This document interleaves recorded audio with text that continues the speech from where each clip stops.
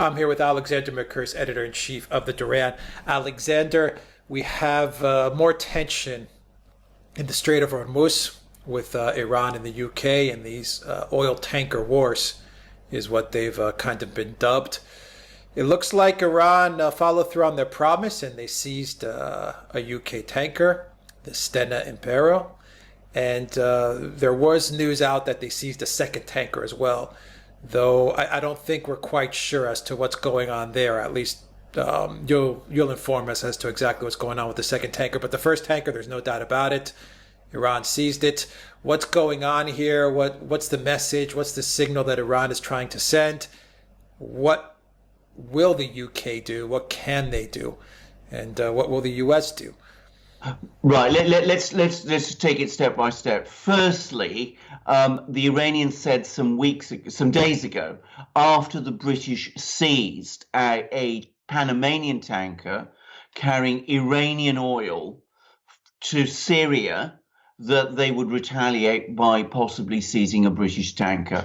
Now, if you remember, there was an incident a couple of days ago when it looked as if the Iranians were trying to seize a British tanker then, and a British warship, the HMS Montrose, was able to intervene and rescue that tanker. And there were some reports that cast doubt on whether this was a genuine attempt by the Iranians to seize that tanker. We thought in our video that it was, and now I think we see the corroboration of that. I mean, the Iranians have now acted on their threat. They've seized a British-flagged tanker. Now, the second tanker that we've heard reports about, a very much bigger tanker, that was not British-flagged. It was British-owned, but the Iranians decided to release it. And what I'm hearing is that it has in fact been released. Now, the British have got themselves in an extremely difficult situation. If we go back again to the video we did on this subject recently, I was saying that there was great recriminations within Britain after the Iranian tanker, the tanker carrying Iranian oil, was seized by British Marines off the coast of Gibraltar. There are a lot of people saying at the time that the British hadn't thought the thing through. There was an emergency, a message sent to British merchant shipping to evacuate the Gulf. And we also saw more British warship deployments, supposedly to escort these ships out of the Gulf. What has happened is that the Iranians have struck before those warship deployments could take place. And in any event, the British don't have the military capability to sustain a convoy or escort operation for very long. And so for the British, the consequences of that illegal seizure of that tanker by them off the coast of Gibraltar has now come home to roost. Now, what's going to happen now? The British, I think, are in a very difficult position. There is no appetite in Britain for a military conflict with Iran. There would be huge opposition in Britain to strike at Iran or to take action, military action against Iran to seize back, to rescue this British-flagged oil tanker that the Iranians have seized. There is talk of the British imposing financial and economic sanctions and seizing Iranian assets here. There are not many Iranian assets here. Press TV, the Iranian news channel, has an office here, but it doesn't really amount to very much. Any sanctions the British really impose on Iran would be a flea bite. And the other thing that I have found extremely striking about this episode is a deafening silence from the European states who are not coming to Britain's support over this incident, and actually a surprisingly reticent response from the United States. And as we've discussed in another video... Hold that thought, Alexander. I'm Yes. going to do something I rarely do, and that's interrupt you. Hold that thought, because we are uploading this video in conjunction, maybe like 5-10 minutes apart, from another video we did. What day did we do that video? I believe like 2-3 days ago, before Correct. literally hours before the first oil tanker was seized. So we did that video, and that video deals with Iran making an offer to Trump to strike some sort of new nuclear deal outside of the JCPOA. And so we did that video, and we kind of, put forth some analysis as to what Iran's up to and what the Trump White House is up to. In light of that video, Alexander, I encourage users to see this video, of course, and this other video that we're uploading in conjunction. See both of them.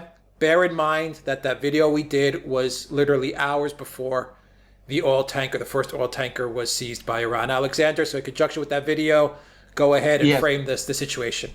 Yes, so it seems to me what's happened is that the Americans have formally rejected the Iranian offer that we were talking about there. They've done it in a very reticent way, and they are not rushing to give support to the British over this latest tanker incident. So the British, by taking that incredibly aggressive step, by seizing that Panamanian tanker carrying Iranian oil off Gibraltar, it's clear they didn't think the consequences through.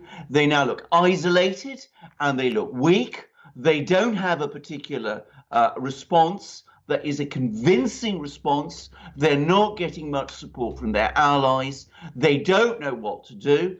Theresa May, our Prime Minister, our hapless Prime Minister, is due to leave office on Wednesday. Boris Johnson is almost certain to be our Prime Minister by late afternoon on Wednesday.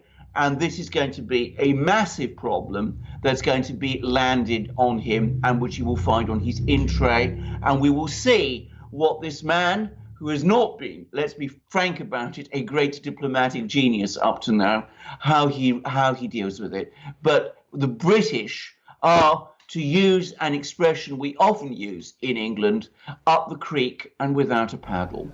Okay, so a military conflict seems off the table, out of the question at this point. So we're looking at financial sanctions, which you said really don't do much. So it looks like Iran has kind of checkmated England in this specific case, in this specific scenario. Yes. Going back to the U.S., UK's most trusted, most cherished ally. Okay, going back to the U.S., Iran made Foreign Minister Zarif made an offer to the United States. As we noted, we created that video, we posted that video. Hours later, this oil tanker seized. Now, I'm sure Zarif was coordinating with, the Iranian government, the Iranian military. At least he knew what was up to, what might have gone down with that oil tanker. What do you think the Iranians are trying to do here by, on the one hand, making the offer to the U.S. in order to rehash a new nuclear deal, which you now say the U.S. has rejected outright, and then hours later seizing the UK oil tanker? How's this? Yeah. Can you connect some dots here? I think first to say is that the United States has rejected the Iranian offer, which everybody expected that they would, but they've done it in a very measured way. So at the moment, it's still possible, and I think still likely, that some kind of negotiations will begin. What the Iranians were doing, and undoubtedly they have calculated this thing very carefully, the Iranians are good at playing this kind of chess, is that they wanted to make an offer to the US, and they also wanted to send a warning that Iran is not going to be pushed around, that it is not making an offer from a position of weakness. It is making an offer from a position of strength, that it is able to defend itself, that it will defend itself, that it has a very strong position in the Persian Gulf, and that the United States needs to take that into account when it makes its own calculations. And of course, from an Iranian point of view, it's the British they're striking at, not the US. It's they're careful to pick their enemies, or rather the people they're hurting at the moment, carefully. So the British increasingly look at the moment as if they've been left to swing in the wind. They don't really seem to have an exit strategy for this situation. On the one hand, releasing the Panamanian tanker with the Iranian oil would be deeply humiliating for them in response to this incident, but there doesn't seem to be any other obvious way out if they're going to get their own tanker released. And at the same time, the Iranians have given a message to the US, a strong message: we're ready to talk, but we're not ready to be pushed around. And if you do try and push us around, we will push back. Did you notice any change in oil prices or anything that happened when they did seize the UK oil tanker, Alexander? Because there's also that financial message, that energy message that they're looking to send. Yes, I mean, oil prices blipped upwards when the tankers were seized. They've since gone down again.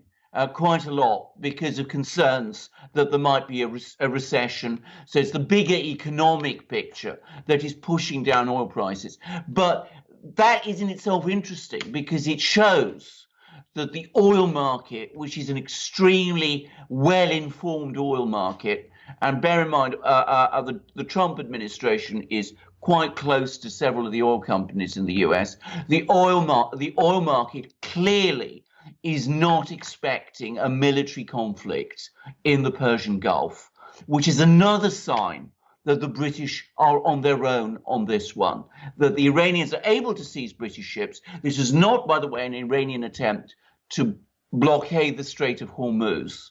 That's not what they were doing, but they were responding to a British provocation by taking a British ship, a British flagship, in retaliation for it. And as I said, sending a strong message to the US, sending a very strong message to the British, who have been left, as I said, to swing in the wind. A very well played hand by Iran. The one hand on the one side offering the US to restart the nuclear deal, then seizing a UK oil tanker, and here you are. Very, very well played. Well, the Iranians are very, very good at this kind of chess. They know their own region, they know their own territory, they have a very clear understanding of their own strengths and their weaknesses. I mean, where they've been matched against regional rivals, be it Iraq, be it the US, be it the Taliban in Afghanistan, be it to some extent the Israelis, they've always in the end outplayed them. And the British are just the latest in that series. So the Iranians, within their own territory, their own region, they are masters at this game. And I think that's something that people in Washington and of course in London, but also, in Riyadh and in Israel, need to take into account. Iran is a sophisticated and intelligent adversary. We are not talking about, Gaddafi or Saddam Hussein or people like that. Iran's a much more sophisticated society, a much more advanced society. It has a well-organized diplomatic service. It has a very well-organized intelligence and security apparatus. It has, by Middle Eastern standards, a powerful and well-organized military. It is not a pushover. That's not to say it doesn't have weaknesses, and it does not to say that it's a military rival to the US, but it does have cards to play, and it knows how to play them well, and it has just done so. Who's handling this on the UK's end? Is it Hunt? Well, it is. It's Jeremy Hunt. Yeah. Okay. It's Jeremy Hunt, our foreign minister, who's been trying to beat Boris Johnson for the Conservative leadership in the Conservative leadership election, and who is now universally expected to lose and lose badly. And his handling of this incident will not have done him any good at all. Okay. Alexander Mercouris, editor-in-chief of the Duran, thank you very much. And remember, guys, to see the other video that we did moments before the oil tankers were seized, the first oil tanker was seized, so you can get some better context as to what's going on in this video. Guys, if you like this video, click on the subscribe button down below and click on the notifications bell to make sure you get notifications every time we push out a new video. You can get an audio copy of this video. Visit us on iTunes and on SoundCloud follow us on those platforms as well. And don't forget, you can donate to us on PayPal, Patreon, and we are now on Subscribestar. So please donate to us. It really helps us out a lot. And the other thing that helps us out a lot, Alexander, is when you purchase mugs, t-shirts, v-necks, you name it, we got it. Indeed, on the Duran shop, and I think Indeed. you've got some new gear. Absolutely. I'm wearing, as you can all see, I'm wearing a t-shirt. This time it's our own Duran t-shirt, and as you can see, it's as good quality as every other shirt we produce. Our polo shirts, our long sleeve shirts. This is a t-shirt. It's beautifully made, 100% cotton again. You can see our embroidered, the embroidery of our. There's actually our double-headed eagle there. And it's an. Is that an embroidered? Is that an embroidered T-shirt or printed? That's a printed. Embroidered. It's a printed. Okay, it's a direct-to-garment print. It's a print. But as I said, it's a really, really great T-shirt. I mean, really high quality, excellent, amazing, wonderful T-shirt. And of course, I'm wearing this T-shirt, and at the same time, I'm drinking. This time, I'm drinking coffee. By the way, unusually for me, I'm drinking coffee from my Alpha Spetsnaz Force 15-ounce porcelain, great, fantastic mug. I'm also, by the way, something of a coffee aficionado. For those who don't know, this is Sumatra Blue Lintung coffee, which is a very rich coffee which I always drink with milk, and it's very good for a hot day like this one. So it's a great shirt, like every shirt we have. It's a great shirt, and this is an amazing mug. And as I said, I've already spoken about this Alpha and Spetsnaz. If you want to know what it feels like drinking from a mug, the kind of mug that a Spetsnaz warrior of the Russian military could be drinking from, you can find out by buying this mug, and you won't regret it. It's a great mug. Yeah, magic mug, and it also has magic colors, beautiful colors on that mug, I must say. I have the same mug. It's really got beautiful colors. I mean, absolutely. It's a wonderful badge, actually. It really is. I mean, it's an elite unit, and it looks like an elite badge, and it's on an elite mug. So there you are.